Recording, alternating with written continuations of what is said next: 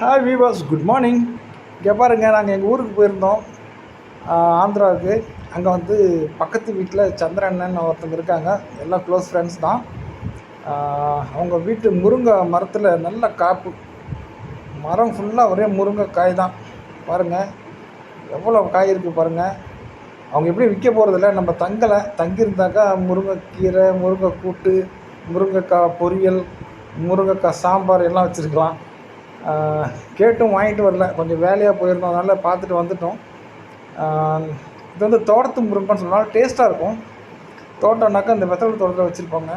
முருங்கைக்கீரை, முருங்கை காய் இதெல்லாம் எடுத்துகிட்டு வந்து விற்பாங்க. அதே மாதிரி அங்கேருந்து எடுத்துகிட்டு வந்து வச்சுருக்கணும். நான் சொல்லிட்டு வந்திருக்கேன், ஒரு 3-4 காய் விடுங்க, இதுக்கு விதைக்கி விடுங்க, நான் வந்து வாங்கிக்கிறேன்னு சொல்லியிருக்கேன்.